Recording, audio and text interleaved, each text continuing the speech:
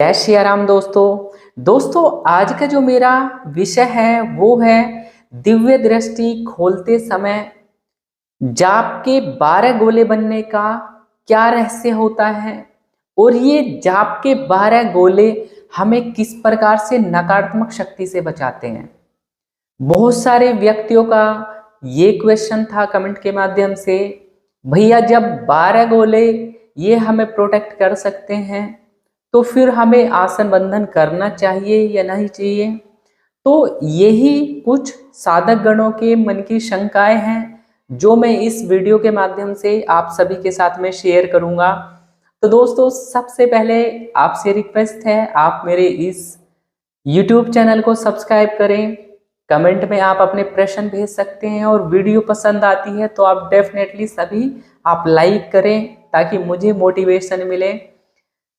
इसके साथ जिन भाई बहनों को अपना ऑरा और नेगेटिविटी चेकिंग करानी है वो मेरे व्हाट्सएप नंबर पे कांटेक्ट करके अपना ऑरा स्कैनिंग करा सकते हैं। तो दोस्तों शुरू करते हैं इस प्यारी सी वीडियो को। तो दोस्तों जैसे हम थर्ड आई मेडिटेशन करते हैं, हम दिव्य दृष्टि खोलने के लिए याज्ञ चक्र खोलने के लिए हम साधना करते हैं। सबसे पहले मैं आपको बता देता हूँ, हमारी जो थर्ड आई होती है यह हमारा आज्ञा चक्र होता है, हमारी दोनों बाहों के बीच में, जहाँ पे पुरुष टीका लगाते हैं, तिलक लगाते हैं और महिलाएं बिंदी लगाते हैं। ये जो प्लेस होता है हमारा दिव्य दृष्टि का होता है, जिसके माध्यम से हम इस भौतिक जगत के अलावा भी हम सूक्ष्म जगत में प्रवेश कर सकते हैं। और जैसे ही हम इन सूक्ष्म जगत में जाते हैं तो ये जो जाप के गोले हैं ये आप लोग तभी देख पाते हैं। तो सूक्ष्म जगत से जुड़ी हुई कुछ रहस्यमयी बातें इस ऑरा के बारे में मैं आपको बताने जा रहा हूं। तो दोस्तों जैसे ही हम थर्ड आई मेडिटेशन अपना शुरू करते हैं तो हम उसके लिए हमारी जो प्रक्रिया होती है जाप की एनर्जी से हमारे शरीर के अंदर घर्षण उत्पन्न होता है, जिसकी वजह से हमारे अंदर एनर्जी उत्पन्न होती है, ऊष्मा आती है, ऊर्जा बनती है। इसके साथ हमारे ध्यान के साथ में वो एनर्जी हमारी सातों चक्रों को पार करते हुए, कुंडलिनी को उठाते हुए हमारे आज्ञा चक्र पर ले जाती है, जिसके कारण हम सूक्ष्म जगत की चीजें अपनी इन फिजिकल आईज के द्वारा, जो हमारी थर्ड आई है, उसके माध्यम से देख पाते हैं। तो अब मैं इस वीडियो में आपको जाप के बारे में कैसे कैसे गोले बनते हैं वो सारा आपको टॉपिक कवर करने वाला, तो आप ध्यान से देखिएगा शुरू से लास्ट तक, और बहुत रहस्यमयी आपको चीजें बताने वाला हूं। तो दोस्तों जैसे ही कोई भी व्यक्ति अपना जाप करता है, जाप चालू करता है दिव्य दृष्टि खोलने के लिए, तो साथ में उसके शरीर के अंदर मूलाधार में एनर्जी फ्लो होने लग जाता है, मूलाधार में जाप गिरने लग जाता है और जाप गिर के हमारी एनर्जी को बूस्ट करता है। और वो एनर्जी जब भी हम ध्यान करते हैं तो धीरे धीरे ऊपर की ओर फ्लो होती चली जाती है हमारे सातों चक्र के, और वो हमारे थर्ड आई पे आती है। आने के बाद में ऐसे ही करते करते हमारा पूरे शरीर में हमारे वो जाप पूरा फिलिंग हो जाते हैं।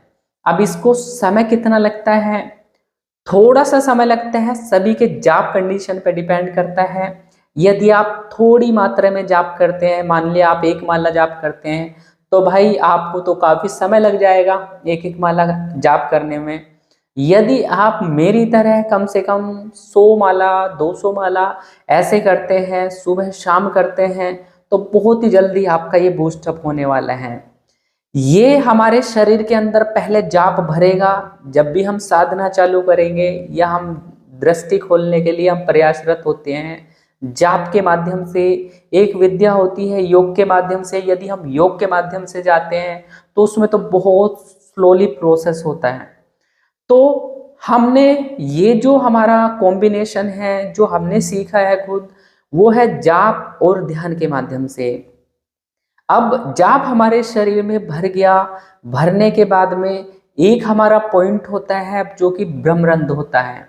ब्रह्मरंध्र हमारा जो शरीर में होता है वो होता है पूर्ण रूप से हमारी जो रीढ़ की हड्डी होती है, रीढ़ की हड्डी का जो ऊपरी सिरा होता है यहाँ पे, और इसके जो मस्तिष्क है इसके बीच में हमारा यहाँ पे होता है ब्रह्मरंध्र का स्थान। तो ये जो ब्रह्मरंध्र का स्थान है धीरे धीरे हमारा जाप एनर्जी उसको स्टक करता है। तो ये हमारी जो ब्रह्मरंध्र है वो हमारा ब्रह्मरंध्र खुल जाता है। मतलब ब्रह्म और रंध्र मतलब छिद्र, मतलब एक तरीके से हमारा जो सातवां चक्र जुड़ा होता है सूक्ष्म में वो भी हमारे ब्रह्मरंध्र से ही जुड़ा हुआ होता है, क्योंकि हमारे शरीर के अंदर नहीं होता है सातवां चक्र, बाहर के साइड में होता है।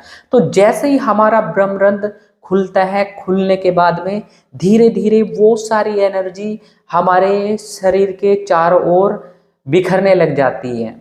हमारे चारों तरफ गिरने के साथ साथ वो जाप की एनर्जी हमारे चारों तरफ लेयर्स बनाती है, जो कि सर्कुलर टाइप से होती है और छल्ले टाइप से बनते चले जाते हैं। पहले एक लेयर बनती है, फिर उसके ऊपर दूसरी लेयर बनती है, फिर उसके ऊपर तीसरी लेयर बनती है। तो ऐसे ही हमारे ऊपर लेयर बनती बनती टोटल 12 लेयर्स बन जाती हैं। अब ये लेयर्स दिखाई कैसे देंगी? हम जो जाप कर रहे हैं, जब हमारी दृष्टि ओपन होती है, दृष्टि से हमें थर्ड आई के माध्यम से हमें दिखना चालू होता है, तो ये लेयर्स हमें विजिबल होने लगती हैं। अब इनका कलर्स कैसा होता है वो सभी का अपने इष्ट देवता के ऊपर डिपेंड होता है। किसी की लाल होती है, किसी की काली होती है ये लेयर्स, किसी की वाइट कलर की होती है, किसी की ऑरेंज कलर में होती है, किसी की ब्लूइश कलर में होती है। तो इन कलरों को देख के हम आइडेंटिफाई कर लेते हैं कि व्यक्ति किस इष्ट देवता का मंत्र का जाप करता है। तो ये ओरा जो बनता है वो हमारे एक जो बीज मंत्र का जाप कर रहा है, अब वो बीज मंत्र किसी की भी देवता का हो जाता है। जैसे कि यदि हम बीज मंत्र जाप करते हैं शिव शंकर भोलेनाथ का, तो बीज मंत्र ओम नमः शिवाय हुआ। अब इसका जाप कर रहा है कोई व्यक्ति, ब्रह्मरंध्र से बाहर एनर्जी गिरी और उसका गोला जो बनेगा, मोस्टली मैंने जो देखा है वो बनता है ब्लू कलर में बनता है, ब्लूइश कलर में होता है। और इसके अलावा कोई बजरंग बली का करता है, श्री हनुमान जी का करता है, तो उसके जो कलर होगा ओरा के बाहर की लेयर्स का वो होता है ऑरेंज कलर का। तो ऐसे ही हमारे धीरे धीरे, और इसी के साथ माता काली का करता है, तो यहाँ पे हमारी ब्लैक टाइप से कभी बन सकता है, और मोस्टली मैंने जो देखा है तो डार्क रेड कलर में देखा है। इसके साथ साथ कोई माता दुर्गा का करता है, तो माता दुर्गा का ओरा रेड कलर में बनता है।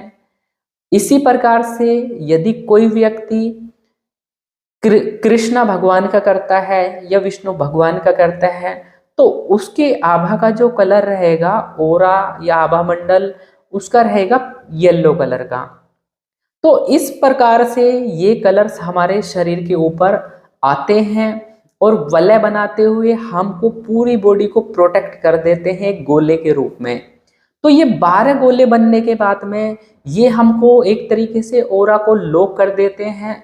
लॉक करने के बाद में इसके ऊपर भी कुछ चक्र आते हैं जो पूर्ण रूप से हमें प्रोटेक्शन प्रदान करते हैं। अब ये प्रोटेक्शन कैसे प्रदान करेंगे? मान लिया भाई आप जा रहे हैं किसी भी रास्ते में कोई नकारात्मक शक्ति है, उस प्रेत ने आपको देखा, आपकी जो एनर्जी होती है ये कहीं ना कहीं उनकी खाने की ऊर्जा होती है, तो वे कोशिश करते हैं कि आपकी एनर्जी को चुरा लें।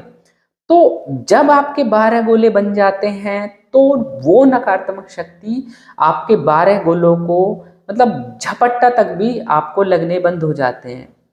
उन नेगेटिविटी से आने वाली मलिनता जरूर आ सकती है, बट वो हर प्रकार की नकारात्मक शक्ति से आपको प्रोटेक्ट करता है। आपके ऊपर बार बार लगातार ब्लैक मैजिक होता है, तो आपके यदि 12 गोले बने हुए हैं तो ये 12 गोले आपको प्रोटेक्शन वहाँ पे प्रदान करते हैं। तो 12 गोलों का महत्व बहुत ज़्यादा होता है। जब ये ठोस बन जाते हैं उसके बाद ही आपके पास में दिव्य सिद्धि शक्तियाँ बनती हैं। तो यह बहुत ही जरूरी होता है हर एक व्यक्ति के लिए। आप लोग भी मेरी ये वीडियो देख रहे हैं, यदि आप जाप नहीं करते हैं तो आप भी अपने परिवार को और आप सभी को जाप जरूर करना चाहिए। एटलीस्ट दृष्टि ना खोले आप तो कम से कम अपनी प्रोटेक्शन तो इस तरीके से कर ही सकते हैं। तो इस तरीके से आपकी प्रोटेक्शन हो जाती है। और ये जरूरी नहीं है कि आपका जो ओरा बनेगा वो जाप करने के माध्यम से ही बनेगा, तो ऐसा भी नहीं है। आप यदि प्रतिदिन मंदिर में जाते हैं या किसी तीर्थ स्थल पे जाते हैं या आप कहीं भी किसी भी धार्मिक स्थल पे जाते हैं तो वहाँ की जो ओरा होता है वो बहुत पावरफुल होती है। वहाँ की जो एनर्जी रहती है बहुत ही भरपूर रहती है। तो आपका ओरा वहाँ से क्लीनिंग हो जाता है, तो ओरा के अंदर की कोई भी मलिनता साफ हो जाती है और आपका एक ओरा डेवलप हो जाता है आपके चारों ओर। तो इस तरीके से भी हमारा ओरा क्रिएट हो जाता है।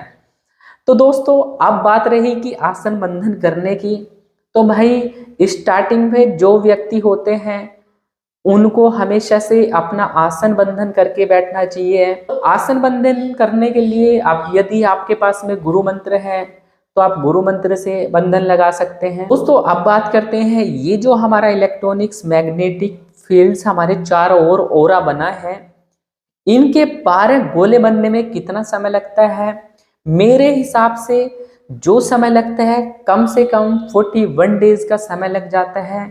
स्टार्टिंग में कुछ गोले जल्दी बन जाते हैं, फिर धीरे धीरे टोटली ये 41 डेज का समय लग जाते हैं।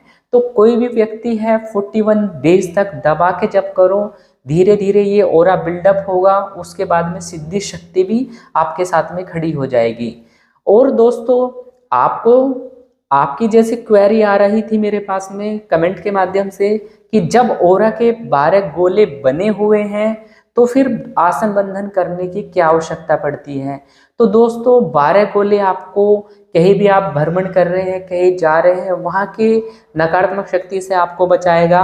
बट जब आप कोई साधना कर रहे हैं तो तब आपको अपना आसन बंधन करके बैठना होता है, क्योंकि आपके गोलों के आपके ओरा के अंदर ही आपकी जो सिद्धि बनेगी, सिद्धि का जो आसन बनेगा, पुंज जो बनेगा आपकी एनर्जी से, वो आप ही के सामने बनेगा।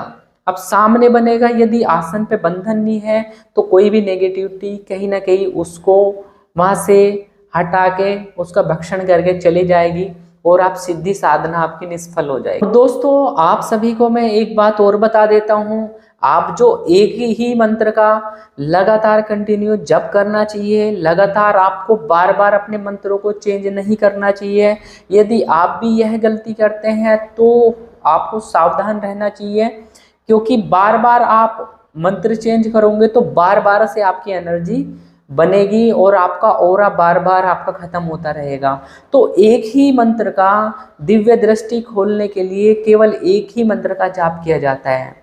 तो हमेशा से एक ही मंत्र को लेकर चलो, एक ही इष्ट देवता को लेकर चलो, तभी आपके ये गोले 41 डेज के अंदर टोटल 12 कंप्लीट हो जाते हैं। कोई जो ज़्यादा जाप करता है उसका जल्दी बनते हैं, जो कुछ कम जाप करता है उसके ज़्यादा समय लग जाता है।